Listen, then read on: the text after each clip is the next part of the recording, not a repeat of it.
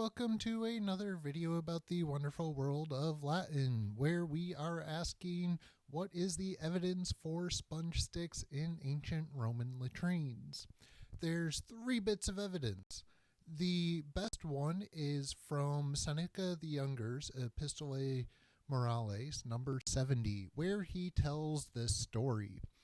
Recently, in the games with wild beasts, one of the Germans, when he was being prepared for the morning spectacles, withdrew to relieve his body because no other solitude without a guard was given to him. There he crammed into his throat that wooden stick which was placed there, with a sponge attached, for cleaning private parts. And with his throat blocked up, he forced out the breath of his life. This made an insult for death. Altogether minimally neat and minimally proper. What is more foolish than to die in a disgusting way? This letter places a sponge with a stick attached in a latrine for cleaning themselves after the use of the lavatory. The next bit of evidence is painted advice in the Terme dei Sette Sapienti in Ostia, or the Baths of the Seven Sages. In one room, there are a lot of wall paintings with images of the seven sages, their names, their place of origin, and some advice about how to use the bathroom well and make sure you have a bowel movement.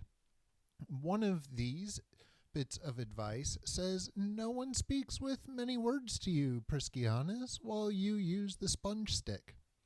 Again, we have the sponge stick in a latrine context. The third bit of evidence is an epigram by Marshall, which is less obviously about a latrine, but it talks about someone serving mushrooms and boar or other food, often fancy food, for dinner that hastens bowel movements and gets met with the luckless sponge on the degraded stick, or other things that might be associated with bowel movements like a pot on the side of the road.